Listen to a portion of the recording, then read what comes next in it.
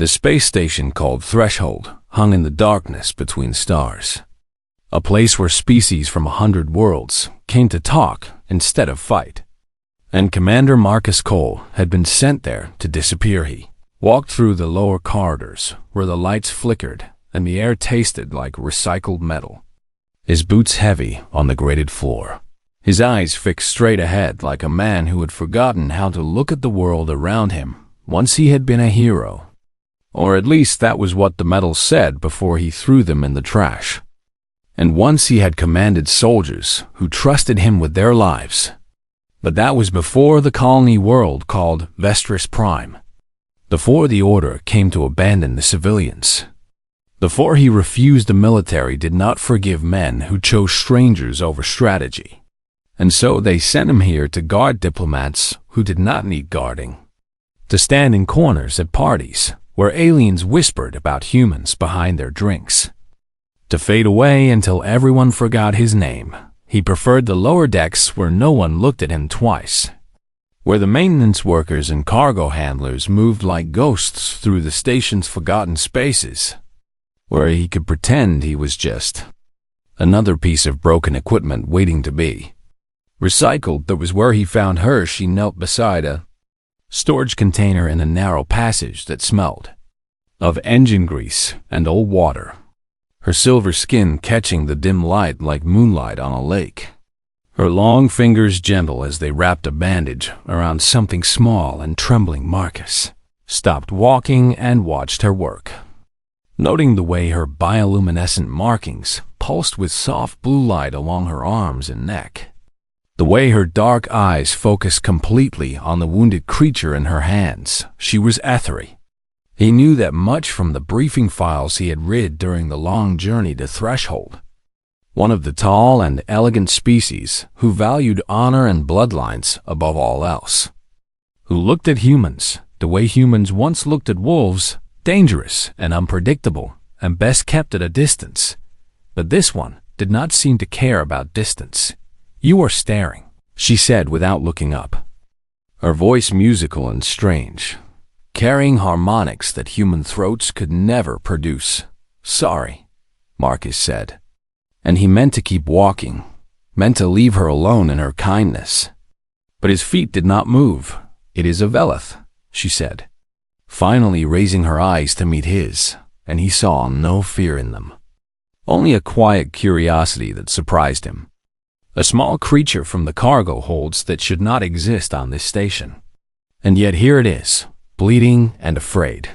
The Veleth made a soft sound, something between a purr and a whimper, and the ethereal woman stroked its fur with a tenderness that made Marcus's chest ache in ways he did not understand.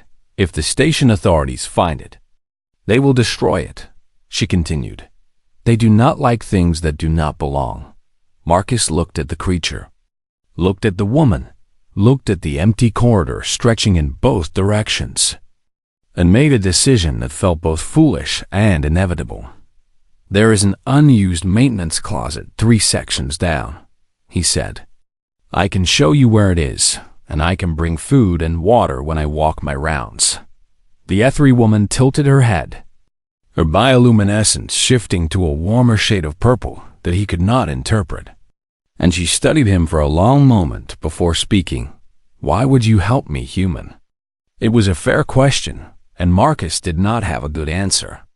So he gave her the truth instead. "Because I know what it feels like to be something that does not belong." She rose to her feet in one fluid motion. The Veleth cradled against her chest, and Marcus realized she was taller than him by at least a hand's width, graceful in a way that made him feel clumsy and heavy, and very much a creature of gravity and dirt. "I am Kalira," she said. "Kalira version, though the name means little now." "Marcus Cole," he replied. "Though that name means even less." Something passed between them in that moment, a recognition that neither could name. And Kalira's lips curved into what might have been a smile on a human face. "Come then." "Marcus Cole who helps strangers," she said. "Show me this hiding place for lost things." They walked together through the lower decks, And Kalira told him about the Vertian clan in a voice that carried old grief like a river carries stones. Smooth by time, but still heavy. Still present, her family had once been powerful among the Etheri. She explained.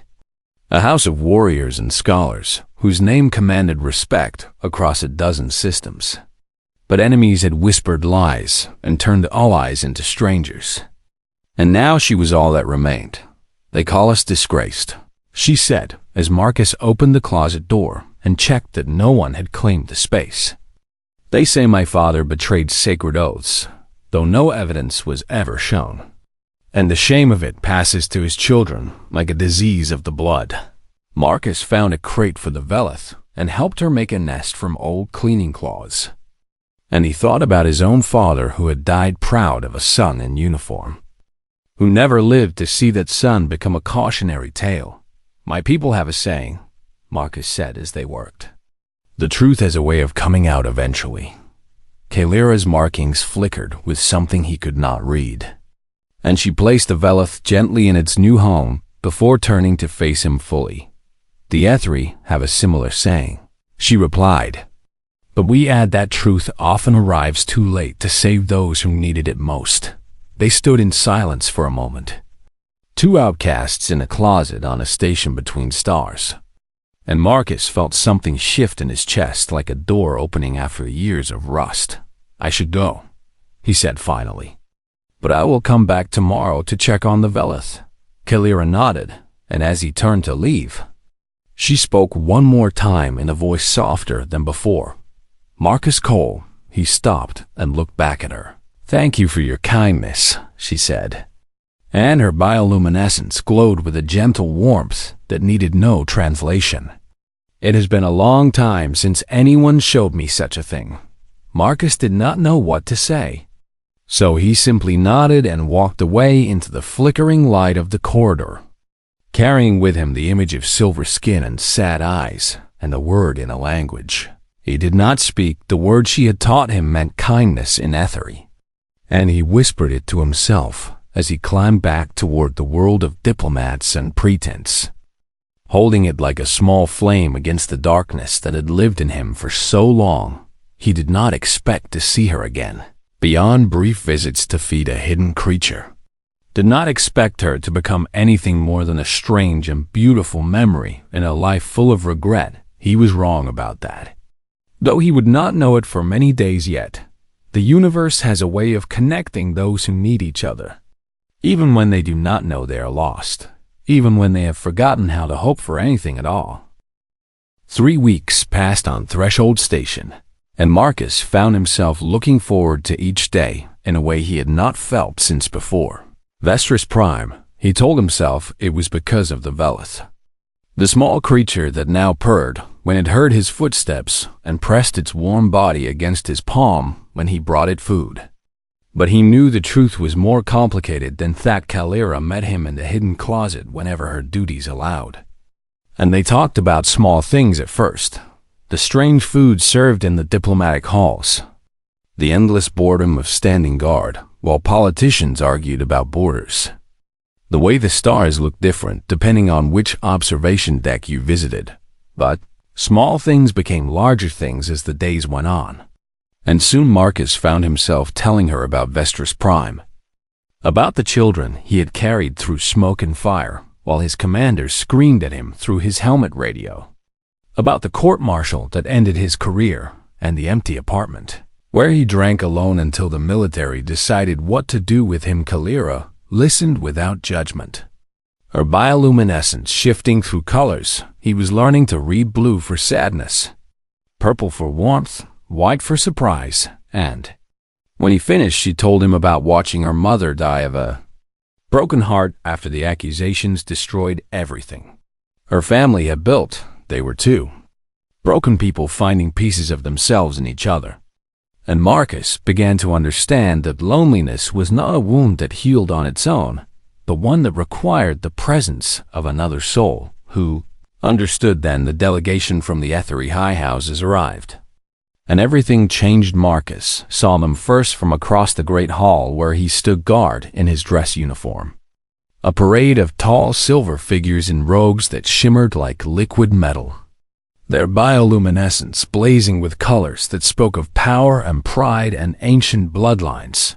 At their head walked a male Etheri whose markings glowed deep red and gold, whose eyes swept the room like a predator counting prey, whose smile held no warmth at all. Lord Thashin Kethrol, whispered the human ambassador beside Marcus, head of the most powerful clan in the Etheri conclave, and not a man you want to cross. Marcus felt ice form in his stomach when he saw Kalira across the room, saw the way her silver skin went pale, saw her bioluminescence dim to almost nothing as Thashin's gaze found her, and held later that night he found her on the observation deck, alone in the darkness with stars wheeling silently beyond the glass. Her reflection, a ghost floating among the distant suns. He is the one, she said before Marcus could speak. Thashin Kethrol destroyed my family, and he has come here to finish what he started. Marcus stood beside her and waited, knowing she would tell him more when she was ready, knowing that some stories needed time to find their way out of the throat. My father discovered that the Shan was selling weapons to enemies of the Conclave, Kalira said, her voice flat and empty. He gathered evidence and prepared to bring it before the Council of Elders. But the Shan moved faster and accused my father of the very crimes he himself had committed. Her hands clenched at her sides, and Marcus saw the faint tremor in her fingers. No one believed us. And why would they when Thashin controlled half the council and my father was just a minor lord who spoke too loudly about honor and truth? Why is he here now? Marcus asked, though he feared he already knew the answer. Because I am still alive, Kalira said. As long as one version breathes, there is a chance that the truth will emerge, and Thashin cannot allow that. Not when he has spent 20 years building his power on a foundation of lies. The next 3 days were a nightmare of whispered conversations and sidelong glances. And Marcus watched helplessly as Thashin's allies maneuvered through the diplomatic gatherings like hunters circling wounded prey. It happened at a formal dinner where representatives from 30 species gathered to celebrate some treaty Marcus did not care about. And he was standing against the wall when a commotion erupted near the Etheri section of the Hal. Kalira stood frozen before a towering Etheri warrior whose markings blazed with aggressive red. And even from across the room Marcus could see the fear she was trying to hide. You have insulted the sacred right of Voltharan, the warrior announced in a voice loud enough for everyone to hear. You dared to speak the words of greeting in the wrong order before Lord Thashin. A crime against our most ancient traditions. It was a lie. Marcus knew it was a lie. Kalira knew it was a lie. But the gathered Etheri murmured in shock and outrage as Thashin stepped forward with false concern painted across his elegant face. This is a grave matter, Thashin said. The punishment for such disrespect is ritual challenge. And as the offended party, I have the right to name a champion to face her in the ring. The warrior beside him smiled, and Marcus felt his blood run cold as he looked at the massive creature, easily 7 feet tall, with arms like steel cables and eyes like empty pits. Draven will stand for me, Thashin continued. And unless young Kalira can find a champion of her own, she must face him herself or accept exile into the void. The gathered Etheri turned to look at Kalira, and Marcus saw that none of them would help her. The 20 years of Thashin's poison had done its work, and the last daughter of Version stood completely alone later. That night Marcus found Kalira in their hidden closet, holding the Velith against her chest, her bioluminescence so dim that she was almost invisible in the darkness. The challenge is in 5 days, she said. Draven has killed 19 opponents in ritual combat, and he has never lost. Marcus knelt beside her and took her hands in his, feeling the cool smoothness of her silver skin, seeing the despair in her dark eyes. There has to be something we can do, he said. Someone who will stand for you, someone who can fight, Kalira shook her head slowly, and a single tear traced a path down her cheek. Glowing faintly with dying light, only one of my blood can stand as my champion, she said, or one who lifts my clan's blade with my blessing. But no outsider has ever touched an Ethery clan blade and survived. She looked at him then, and in her eyes he saw a goodbye already forming. The Valkoroth is a psionic weapon bonded to my bloodline, and it kills anyone else who tries to wield it, burning their nervous system from the inside out. Marcus felt the words settle into him like stones dropping into deep water, and he understood what she was telling him. And he understood that she had already accepted her death, but Marcus Cole had faced death before on Vestris Prime, had walked through fire and carried children in his arms while buildings collapsed around him. And he had learned something in that burning chaos that they, Ethery, did not know about humans. He had learned that sometimes the only way forward was through. No matter how much it hurt, where's the blade? He asked. Kalira's eyes widened, and her bioluminescence flared with sudden desperate hope before fading again. No, she said. No, Marcus, you do not understand what I am telling you. The blade would kill you. It would destroy your mind before you even reached the arena. Maybe, Marcus said, and he squeezed her hands gently. Or maybe it will not. This is madness. Yes, he agreed, but I am a human, and we are very good at madness. He smiled at her, and in that smile was every impossible thing humanity had ever done. Every mountain climbed, an ocean crossed, an enemy defeated when all logic said they should have died. Tell me where the blade is. Kalira, and in the darkness of a forgotten closet on a station between stars, she did.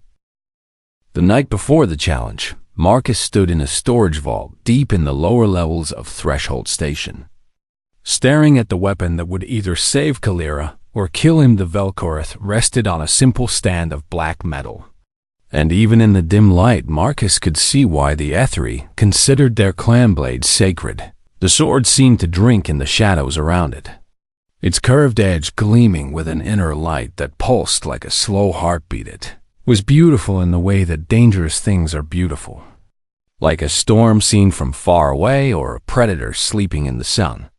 And Marcus felt the power radiating from it like heat from a fire. Kalira stood beside him with her arms wrapped around herself, her bioluminescence flickering between hope and terror. And she had not spoken since they entered the vault. Tell me again what will happen, Marcus said, his voice steady despite the fear coiling in his chest. When you touch it, the blade will reach into your mind, Kalira said. It will search for the Vertian bloodline, and when it does not find it, it will attack, sending fire through every nerve in your body until your brain burns out. Marcus nodded slowly, remembering the reports he had read about humans during his years of military training, remembering the scientists who called his species persistence, predators, and deathworlders, remembering the stories of soldiers who fought with mortal wounds and athletes who ran on broken legs and mothers who lifted vehicles to save their children. Humans were not the strongest species in the galaxy, not the fastest or the smartest or the most elegant, but they had something that other species often lacked: a stubborn refusal to accept what was supposed to be impossible. I have to try, Marcus said, and he turned to face Kalira one last time before reaching for the blade. If I do not make it, I need you to know that these weeks with you have been the first time I have felt alive since Vestris Prime. Kalira's eyes filled with tears, and she stepped forward to press her forehead against his in a gesture that needed no translation. I did not ask for this, she whispered. I did not ask you to die for me. You did not have to ask, Marcus replied. Some things are worth dying for, and you are one of them. He pulled away before she could respond, before his courage could fail him, and he wrapped his fingers around the hilt of the Vel'Karath. World exploded into pain. It was nothing like anything Marcus had ever experienced. Not the bullet wounds he had survived, or the burns he had suffered or the broken bones that had healed crooked. In his youth, this was fire in his blood and lightning in his skull and 1,000 needles pushing through his eyes. Into his brain he heard screaming and realized it was his own voice. Felt his body trying to collapse and forced his legs to lock in place. Saw nothing but white agony as the blade searched through his mind for blood that was not there. The Velkhorith was angry, and it wanted him gone, wanted him dead, wanted to burn away this foreign intruder who dared to touch what did not belong to him. But Marcus had walked through fire before he thought of the children on Vestris Prime. Thought of carrying them one by one through collapsing buildings while his skin blistered and his lungs filled with smoke. Thought of the small girl who had clutched his neck and whispered, "Thank you." Before the medics took her away, he thought of Kalira alone in the arena facing a monster who would show no mercy. Thought of her silver skin and sad eyes, and the word for kindness she had taught him in the flickering light of the lower decks. He thought of all the things worth suffering for, and he held on time lost meaning in the burning. It might have been seconds or hours or days, and somewhere in the white-hot center of his agony, Marcus felt something shift. Felt the blade's fury falter and change into something like confusion it had never encountered a mind like his. A consciousness that refused to break no matter how much pain was inflicted. A will that treated suffering as just another obstacle to be endured. The Velkhorith searched deeper, looking for weakness, looking for the point where every other intruder had shattered and died. And it found only more of the same layer after layer of stubborn human determination wrapped around a core of pure defiance. And then, impossibly, the blade stopped fighting. The pain did not disappear, but it changed, becoming something Marcus could breathe through, something he could carry like a heavy weight instead of drowning in. And he felt the Velkhorith settle into his grip like it had always belonged there when he opened his eyes. Kalira was staring at him with her bioluminescence blazing white gold, a color he had never seen from her before. And she was speaking words that sounded like prayer. "It accepted you," she breathed. "The blade, it chose you, Marcus. No one outside the bloodline has ever." She stopped speaking because Marcus's legs finally gave out, and she caught him before he hit the floor, holding him against her as blood dripped from his nose, and his whole body shook with aftershocks of neural fire. "Rest now," she said, and her voice was thick with tears. "The challenge is not until tomorrow, and you will need your strength." Marcus wanted to argue, wanted to stand on his own feet and prove he was ready, but his body had other ideas, and darkness claimed him before he could form the words. He dreamed of fire and silver light, and in his dreams he heard the blade singing, a song that spoke of ancient honor and worthy hearts and the impossible courage of creatures from a world that tried to kill them every single day when he woke. The Velkhorith lay beside him, and it felt like part of his own soul.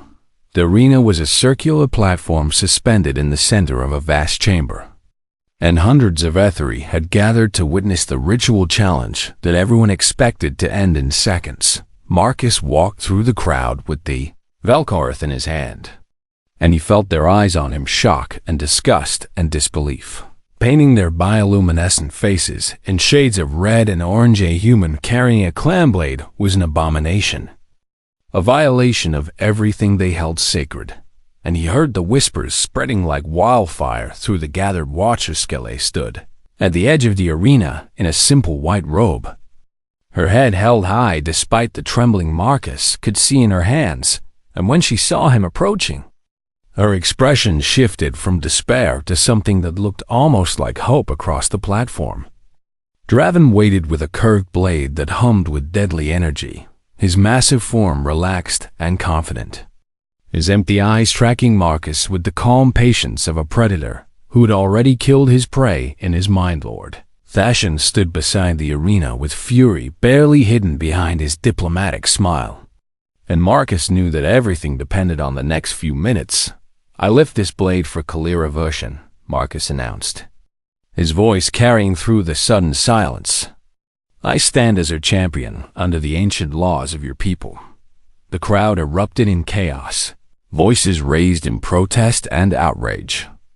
But the elder who served as judge raised one thin hand, and the noise died instantly. "The Vel'Korath has accepted him," the elder said, and his own bioluminescence pulsed with wonder. "I can see its bond with him clearly. The blade has chosen this human as a worthy bearer." "Impossible," Thashin snarled, stepping forward with his markings blazing crimson. "This is a trick, a deception.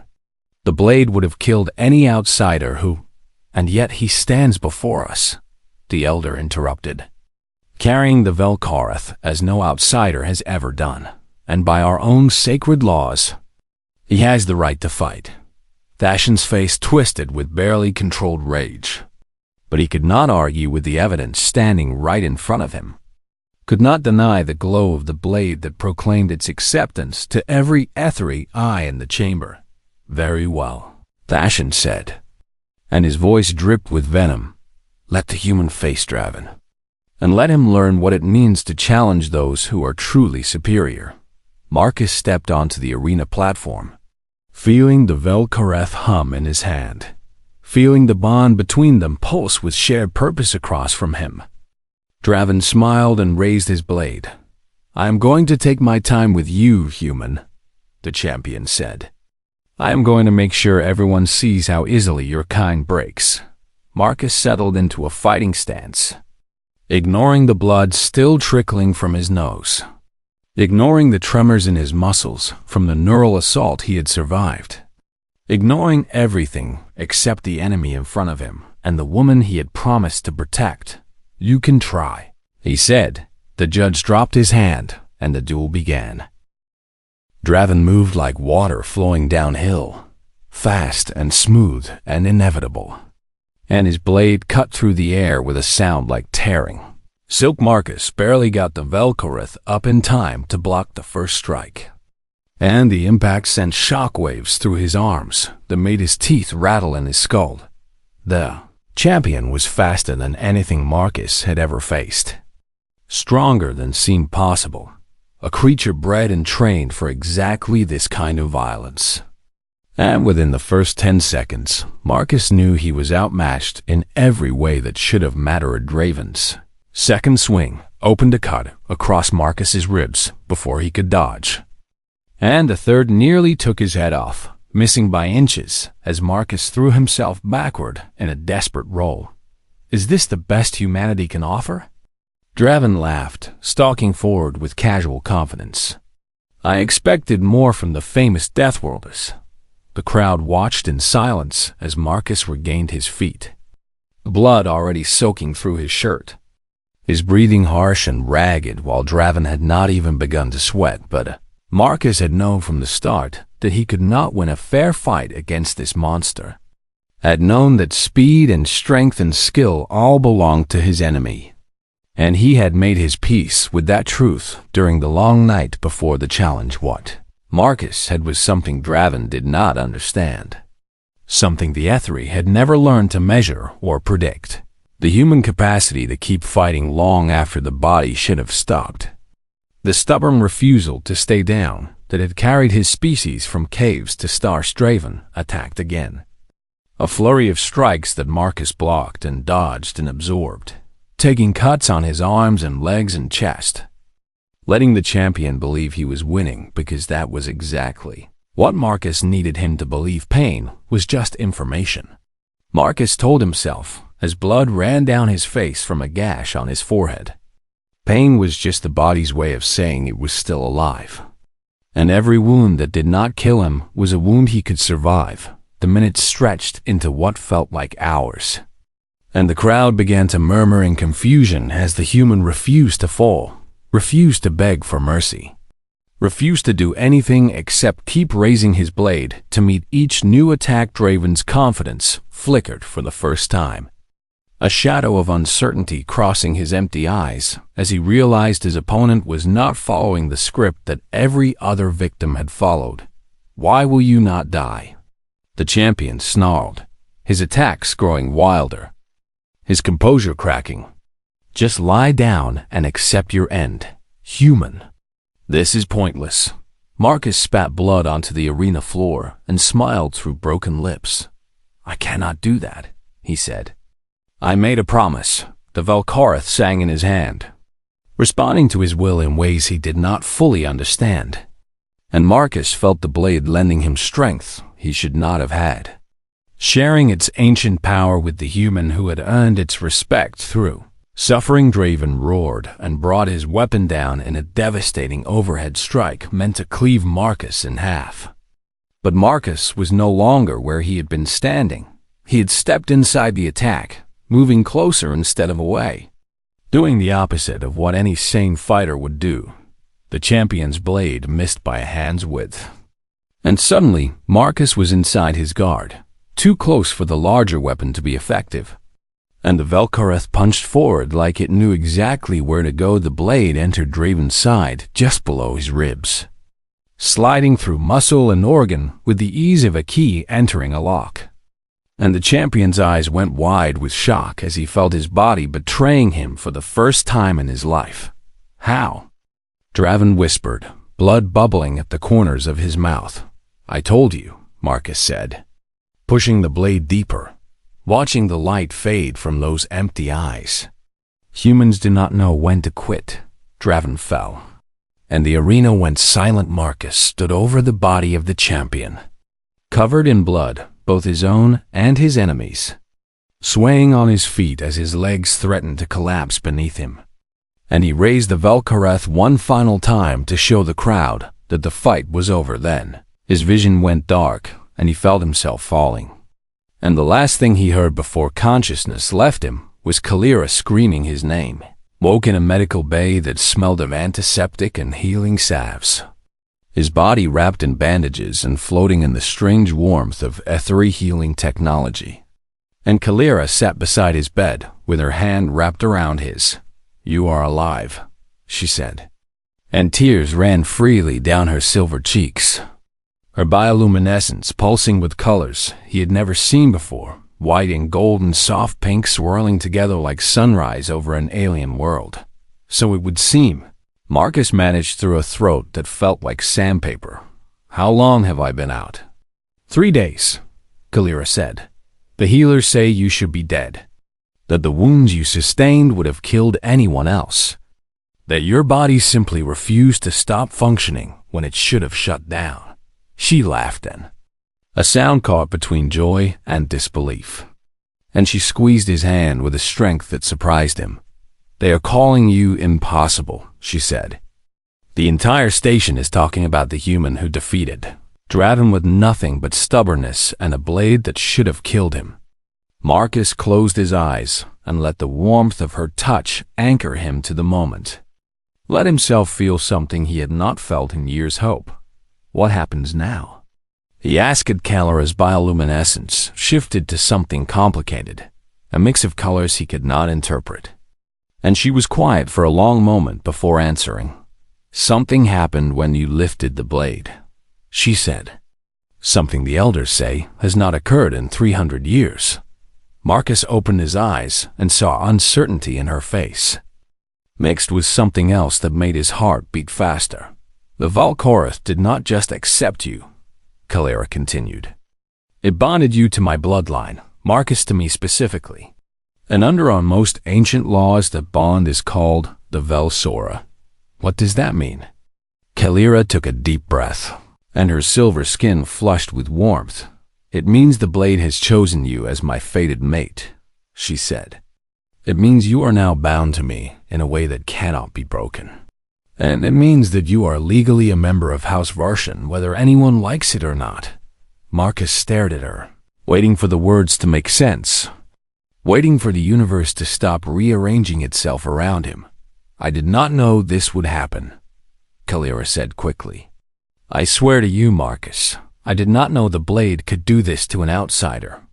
And if you want to fight it, if you want to try to break the bond somehow, Kalira, she stopped talking, her eyes wide and afraid. In my entire life, Marcus said slowly, I have never had a place where I belonged. Never had a home that wanted to keep me.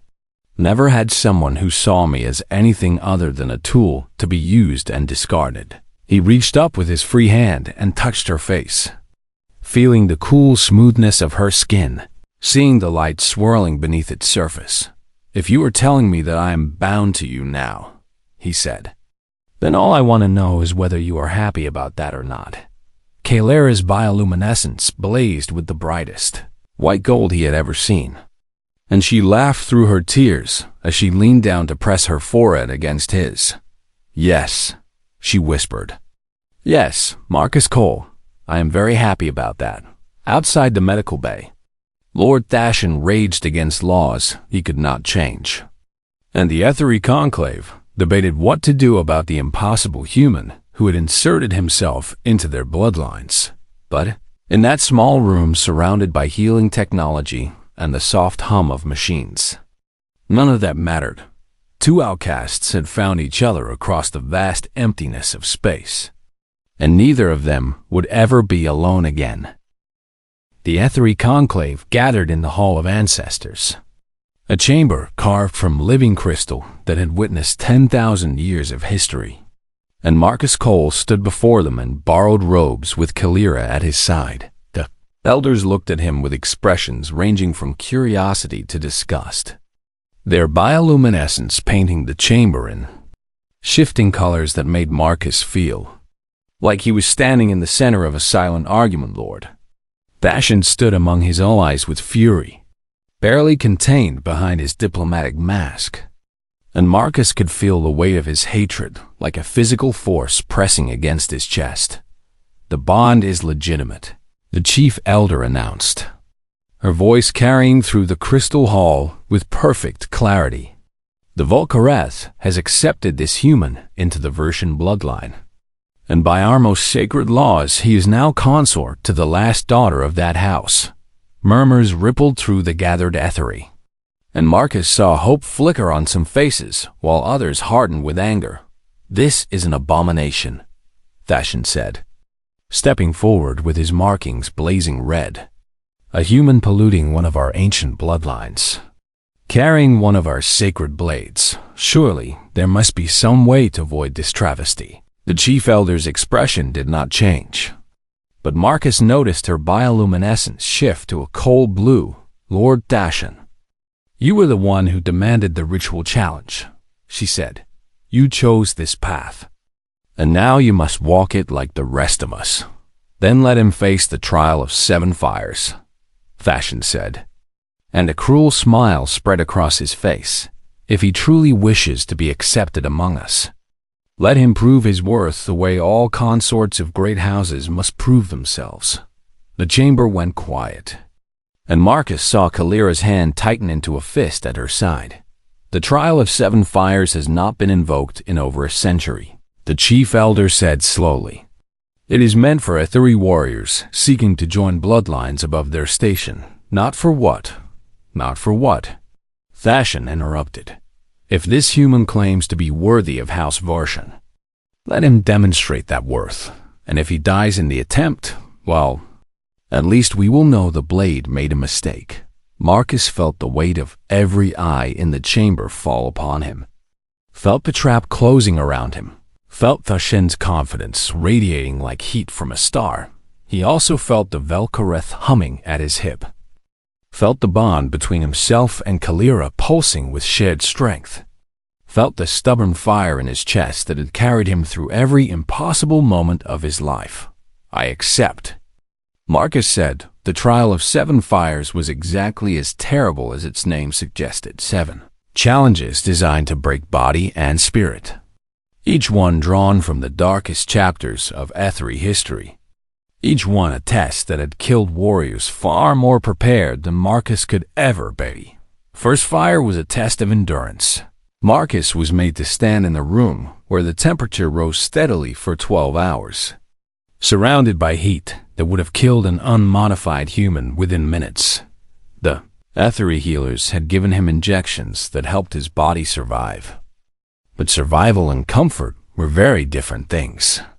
And by the end of the first trial, Marcus felt like his blood had been replaced with molten metal The second fire was a test of pain electrodes attached to his nervous system delivered measured doses of agony while Marcus was required to solve increasingly complex puzzles, proving that his mind could function even when his body screamed for mercy. He thought of Kalira during the worst moments, thought of her silver skin and the way her eyes lit up when she laughed, and he held on to that image like a drowning man clinging to a piece of floating wood. The third fire was a test of fear hallucinogenic compounds flooded his system while he was sealed in a chamber designed to trigger every primal terror buried in the human brain. And Marcus spent 6 hours fighting shadows that wore the faces of everyone he had failed to save on Vestris Prime. He emerged shaking and covered in sweat, but he emerged standing. The fourth fire was a test of isolation, 72 hours alone in perfect darkness and silence, with nothing but his own thoughts for company. And Marcus discovered that the human mind creates its own demons when deprived of external stimulation. He talked to himself to stay sane, recited every poem he had memorized as a child, counted the seconds and then the minutes, and then gave up counting entirely, and simply existed until the darkness finally ended. The fifth fire was a test of loyalty. Fashions agents offered Marcus wealth and freedom and a comfortable life if he would simply renounce his claim to Kalira and House Version.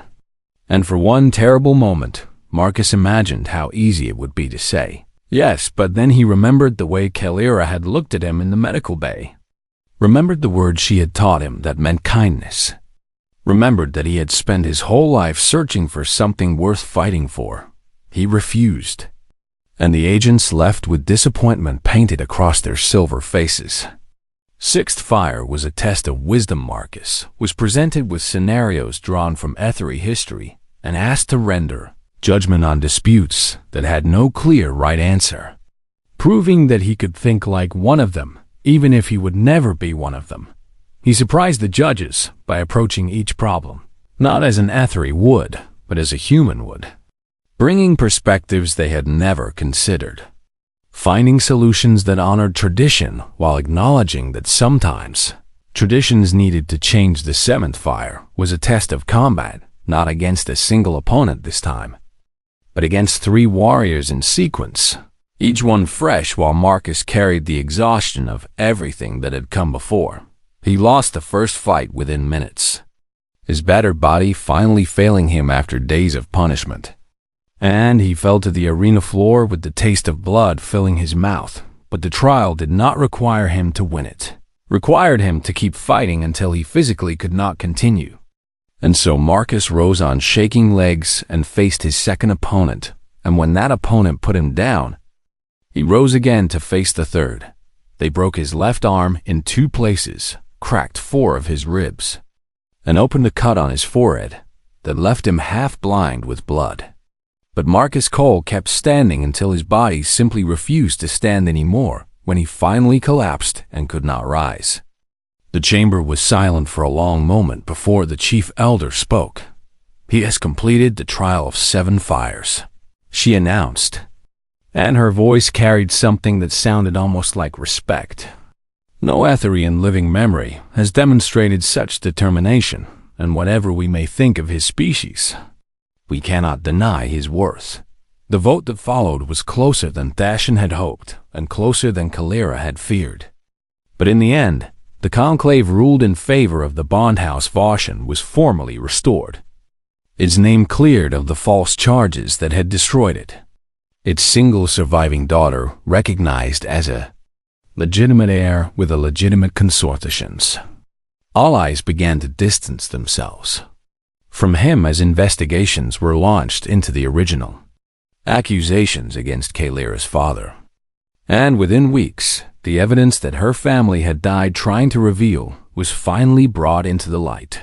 The Lord who had built his power on lies watched everything crumble around him.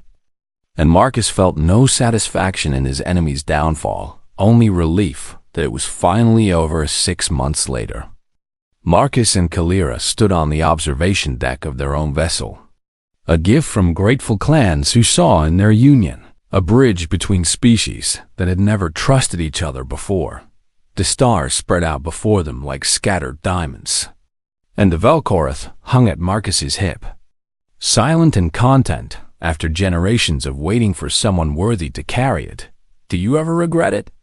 Kalira asked, her silver hand intertwined with his, her bioluminescence glowing with the soft violet that he had learned meant love. Marcus thought about everything he had lost: his military career, his homeworld, the simple life he might have lived if he had just followed orders on Vestra's Prime. Then he looked at the alien woman who had become his home, who had given him something he had never known he was missing, who had shown him that belonging was not about where you came from, but who stood beside you. Not for a single moment, he said. Kalira smiled and leaned against his shoulder, and together they watched the stars wheel slowly past the window behind them. The Velith they had rescued all those months ago chirped softly from its bed in the corner, and Marcus felt something he had almost forgotten how to feel. He felt happy. The universe was vast and strange and full of dangers they had not yet faced. But for the first time in his life, Marcus Cole was not afraid of what came next. He had a blade that sang when he touched it, a partner who saw him for exactly who he was, and the stubborn human heart that had carried him through every impossible moment of his existence. Whatever the stars held for them, they would face it together, and that was more than enough.